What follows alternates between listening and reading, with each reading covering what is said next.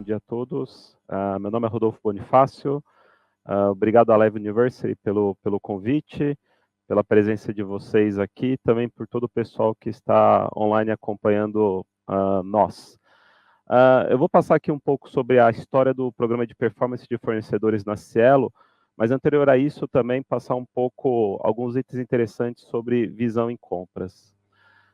Os itens aqui que a gente vai permear é um pouco claro, né, da visão da empresa. É importante aqui tangibilizar como que a Cielo atua no mercado. Depois eu trato da ampliação da visão no nosso processo de tomada de decisão, né? Acho que é sempre importante a gente trazer esse fator para a nossa avaliação. Falo um pouco também sobre a influência de compras nas organizações, como nós podemos trabalhar esse processo. E, por último, passo efetivamente no programa de performance que nós atuamos com os nossos fornecedores, tá? Então, os nossos grandes números, né? A Cielo, ela tem praticamente 1/3 do mercado hoje no segmento de adquirência, né? Praticamente 10% do PIB do Brasil, ele passa pelo nosso sistema de adquirência. Somos uma marca extremamente reconhecida no Brasil. 681 bilhões de reais é o volume transacionado pelo nosso negócio. A gente tem todo um processo de tecnologia de informação preparado para trabalhar com 12 mil transações por segundo, né? A gente está chegando agora no processo de Black Friday, então com certeza atingir um alto número. A gente tem presença efetivamente nacional, 1,3 milhão de clientes e somos premiados aí por diversos segmentos no mercado, né? Então, sempre importante passar um pouco aqui o contexto da empresa como um todo.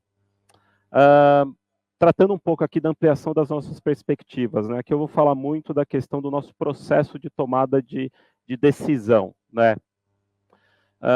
Então, como eu falei, né, trabalhar um pouco sobre problemas complexos em negócios, a questão do mindset de compras é super importante, a questão da nossa influência internamente, e aí depois eu vou no Balance Scorecard.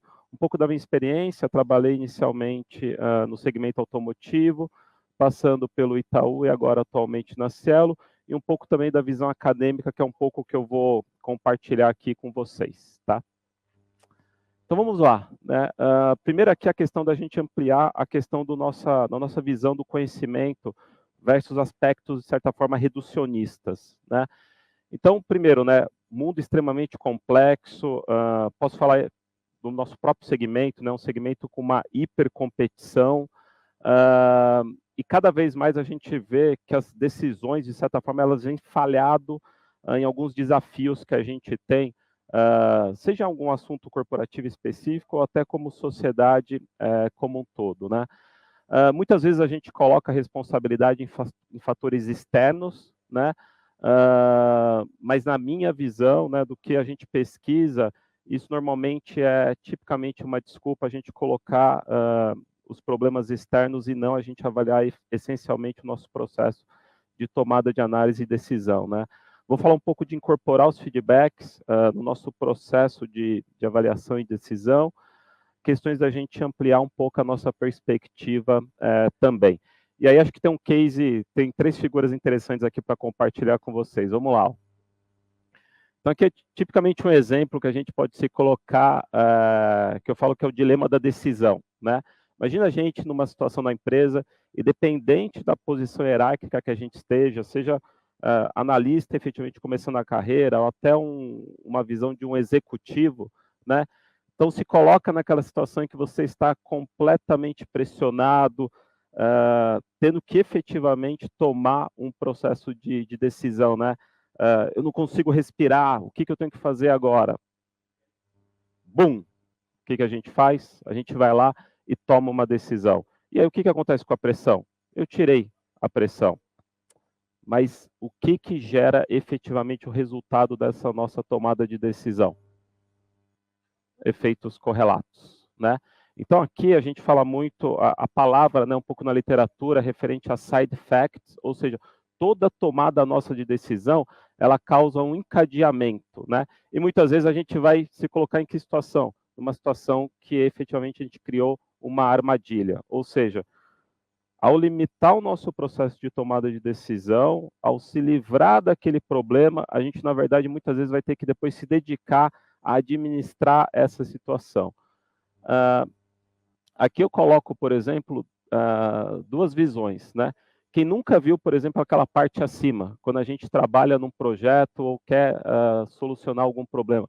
Você identifica, você consolida informações, você avalia as alternativas, você busca uma solução e efetivamente você vai lá e implementa, né? Na nossa visão, você está transformando a realidade num modelo muito limitado. Ou seja, que tal a gente ter uma visão mais ampliada, né? Se você tem um objetivo, se você toma uma decisão, você tem que correlacionar isso com o ambiente que você está inserido.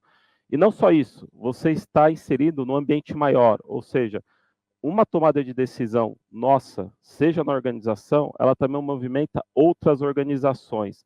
Ela tem uma questão de delay de tempo aqui. E ela também causa reações no mercado. Ou seja, quando a gente pensa ali numa visão retilínea, a gente traz para um contexto muito mais global e muito mais complexo, né? Eu vou tangibilizar isso aqui num exemplo. Um exemplo, por exemplo, aqui de trânsito, né? A gente ficou aí, devido à pandemia, fazendo um processo muito grande de home office, a gente vai voltar, né, para os escritórios, e normalmente a gente vai começar a se deparar com esse tipo de problema, né? Então, assim, uma visão limitada, ela coloca aqui um problema de trânsito, você resolve como? Construção de mais vias. Simples, né? Só que o que acontece? Muitas vezes, você, ao fazer isso, você está ignorando questões do feedback que o sistema te dá. Ou seja, ao você ter mais vias, você cria uma atratividade maior à direção, né?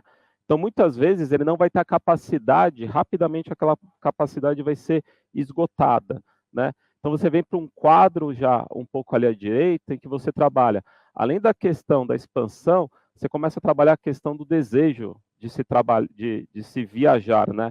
De se utilizar aquele meio de transporte, já que você deu uma opção a ele. Então, um pouco do que a gente discute é, qualquer processo de tomada de decisão, a gente ter condições de avaliar melhor o curto, o médio e longo prazo e o ambiente que a gente está inserido.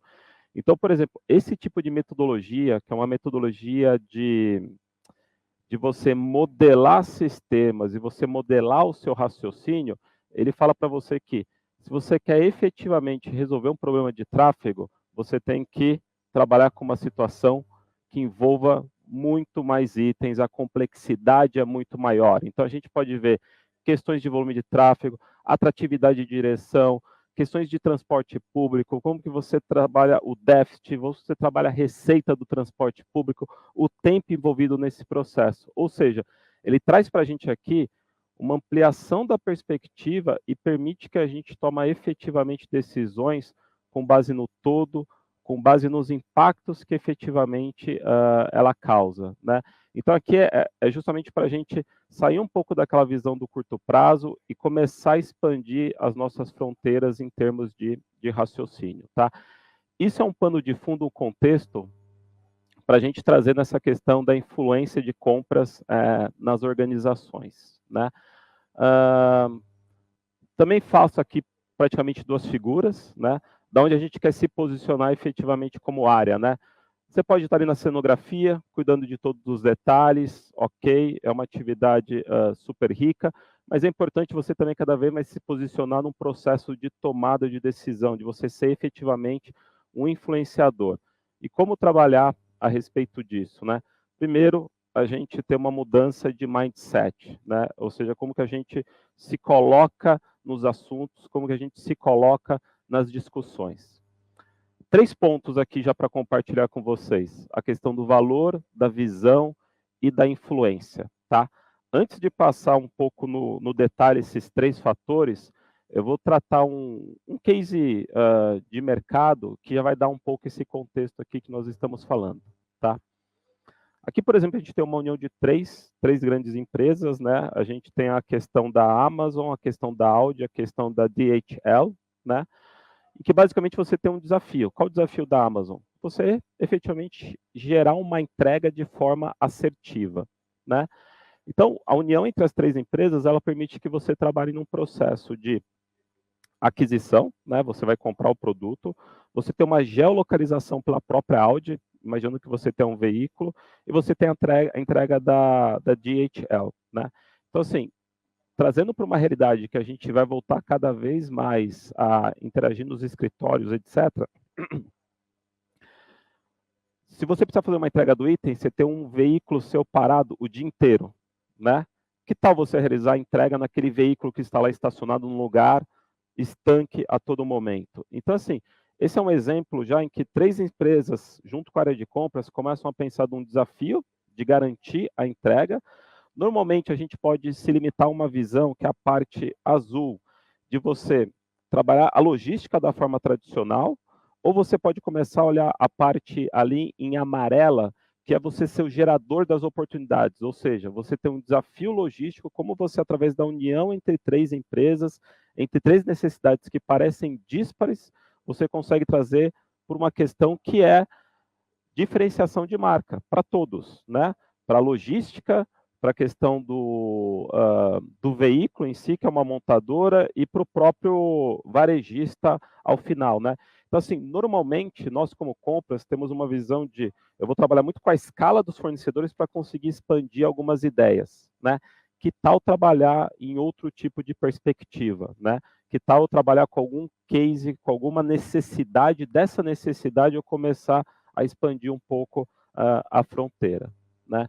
Então, daqueles 3 exemplos ali que eu trouxe, daquelas 3 visões que eu trouxe para vocês, por exemplo, na questão do valor, a gente tem as nossas métricas internas. A importância, a gente é obstinado por eficiência, né? Questão de savings, cost breakdowns, etc. Mas que tal a gente se aproximar para um valor que ele é aplicado efetivamente para o cliente, né? Então, como aquele exemplo que eu coloquei ali. A gente é uma área efetivamente resolutiva, né? A gente tem o prazer de entregar, de pegar os problemas e resolvê-los.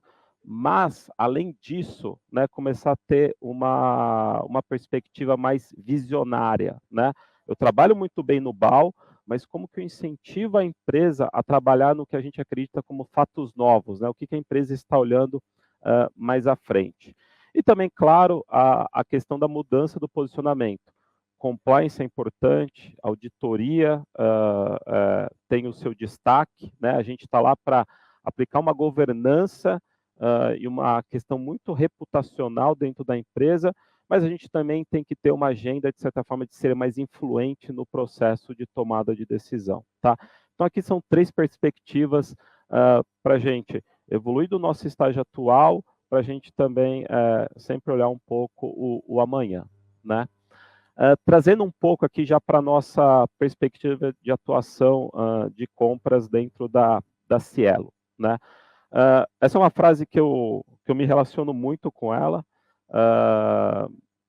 Estratégia é uma palavra que a gente utiliza muito no nosso dia a dia, né? E que eu sempre discuto com o time e com os pares que a gente se relaciona é o seguinte: se você tem uma estratégia, você tem claramente um objetivo e um plano.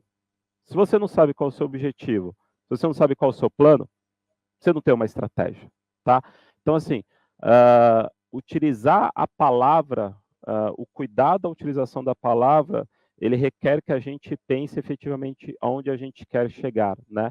Então, esse é um ponto que eu sempre discuto internamente. A gente também discute a atuação de compras, a gente tem uma conexão muito grande com finanças, né? Então, o nosso trabalho efetivamente começa inicialmente desde a discussão do orçamento da companhia. Então, a gente tem uma discussão de orçamento anual, né? Em que ali compras já tem a sua inserção em discutir quais são as atividades recorrentes planejadas para o próximo ano, né, em torno do que a gente já vem contratando no passado, e também sobre a agenda das diretrizes estratégicas da empresa e o que a gente vai gerar de efetivamente fato novo, né? E aqui a gente vai cada vez mais botando uma lupa no processo. Então você discute o orçamento, do orçamento a gente depois transforma isso efetivamente numa requisição de compras. Então ali a gente já tem mais um segundo drill down a ser realizado, em que a gente discute muito a essencialidade efetivamente do item, numa época de orçamento e depois, passado alguns meses numa programação, pode ser que a essencialidade daquele item tenha tido uma alteração, seja em termos de volume ou mesmo do item em si. A gente faz o processo de negociação, claro, né, desenvolve a estratégia, até a geração do pedido e, por último, a gente faz o pagamento. E até no pagamento você pode gerar também uma oportunidade aqui de rentabilizar o seu negócio. Você pode ter, por exemplo, um contrato de certa forma de pagamento recorrente com o fornecedor. Somos uma empresa de pagamento, eu posso trabalhar no processo de antecipação do pagamento desse fornecedor e também ter uma certa captura financeira nesse processo, né? Então, aqui é uma visão de que a gente vai aprofundando até chegar à eficiência máxima do objeto da compra. Como eu falei, absurdamente obstinado por eficiência, né? Essa é a nossa missão dentro da companhia, e não é uma missão que a gente atua de forma isolada, né? A gente tem, claro, que contar muito com o fornecedor também, um processo de aliança com eles, e também com as áreas demandantes internas, né? Normalmente a zona ótima está no momento de intersecção, né?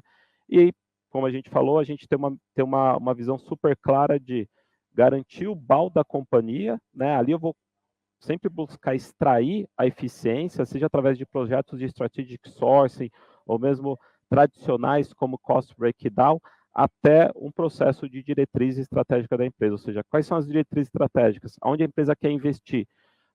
A partir disso, eu me plugo dentro da agenda da empresa e faço um processo de abordagem junto ao mercado. Aqui são as forças que a gente qualificou para trabalhar internamente dentro da Cielo, né?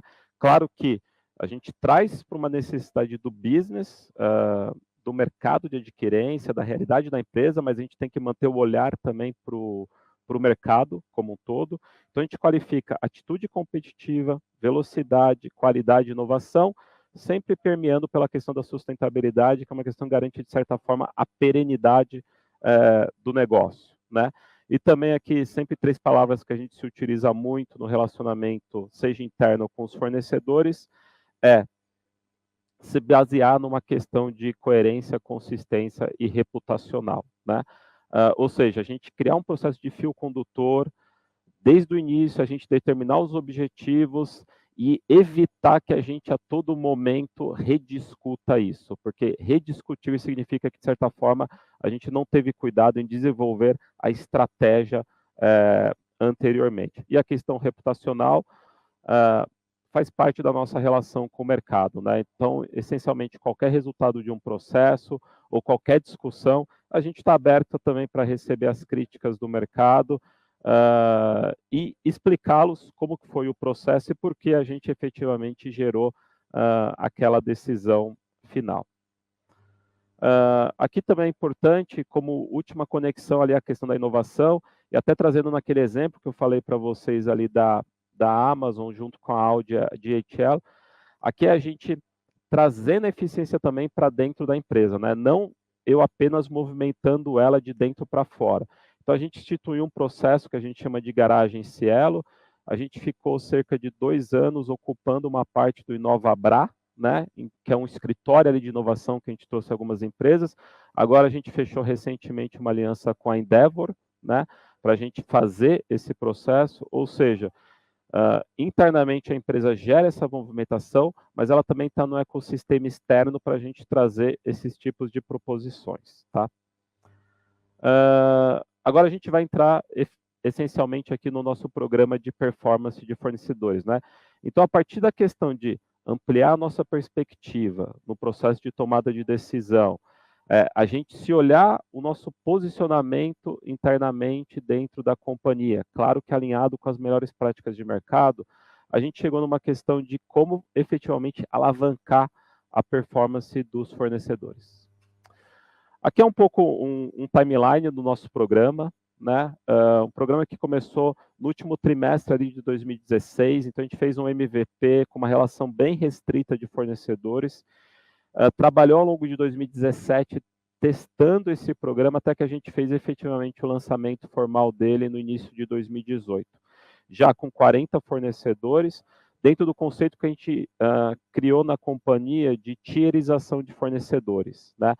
Então, por exemplo, muitas vezes em compras a gente discute a matriz, né, que trata um pouco de fornecedores alavancados, gargalos, etc.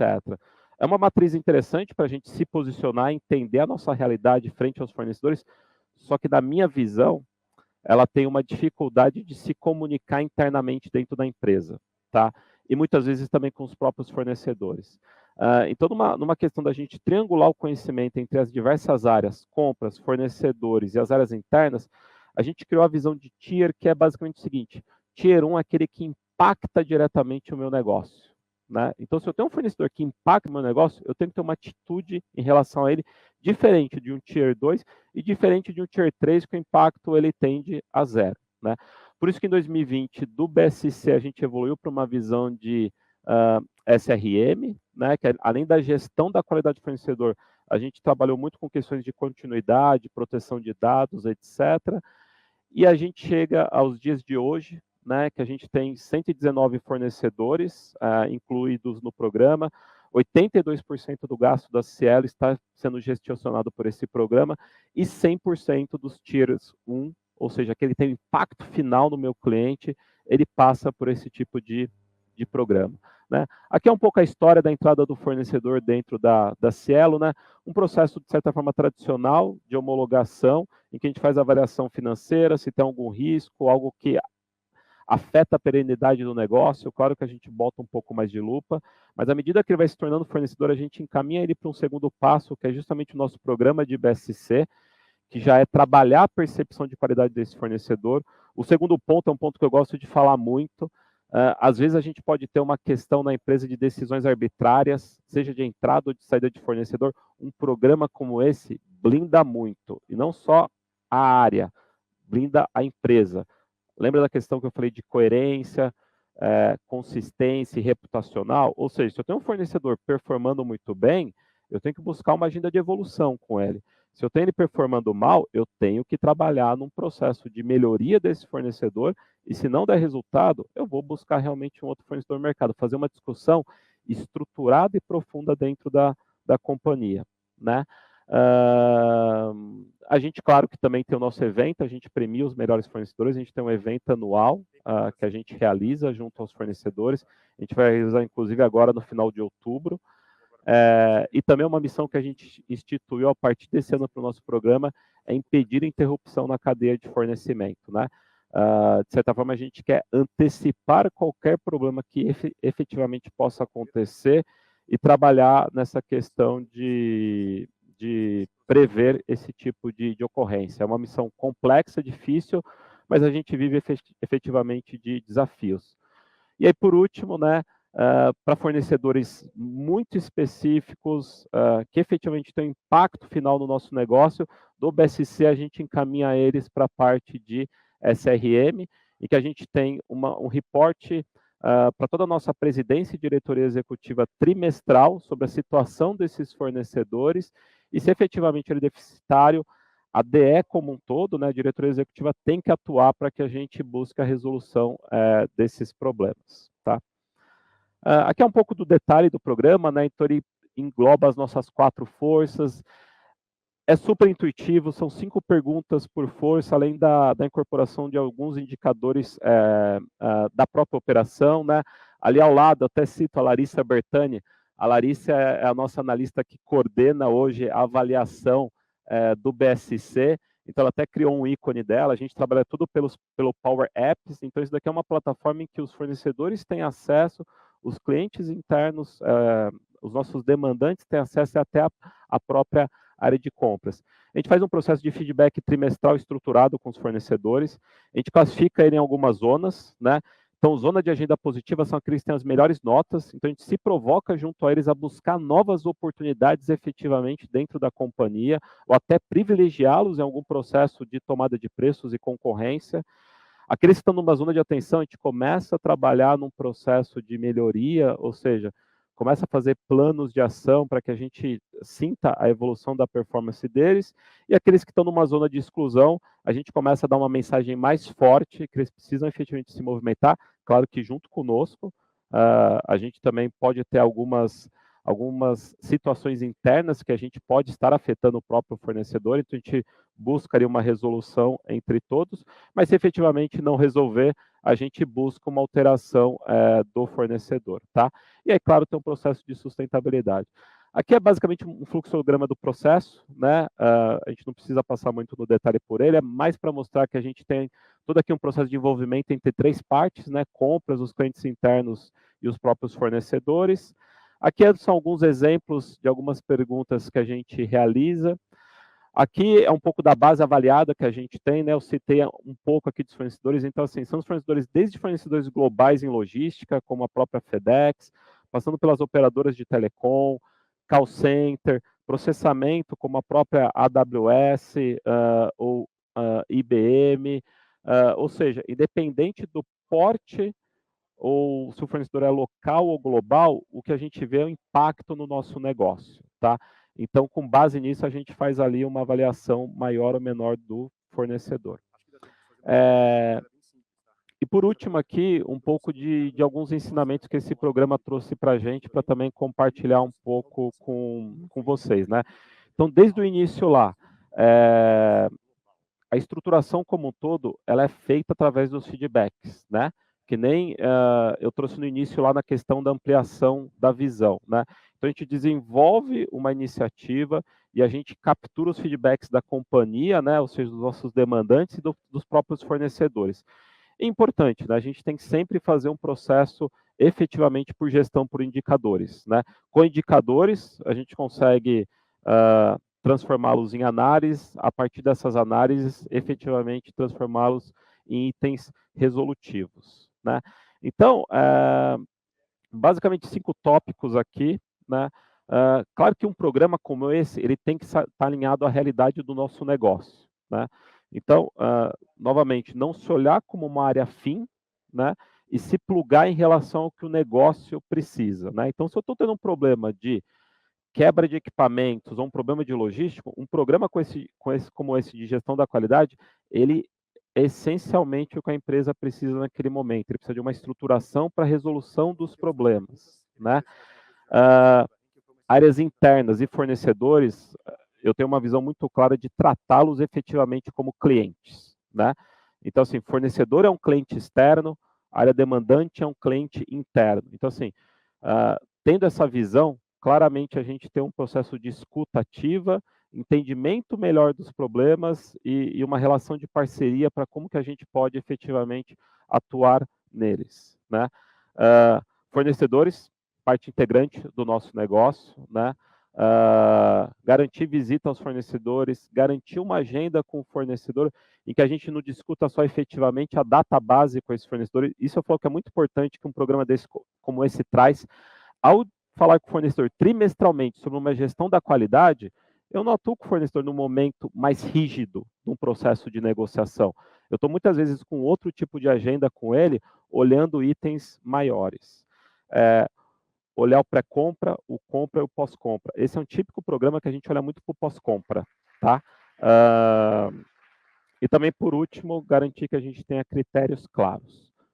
Última mensagem, tem objetivos altos, né? Com objetivos altos, efetivamente a gente alavanca o sucesso. É isso. Obrigado, pessoal. Valeu. Muito bem, temos aqui uma pergunta.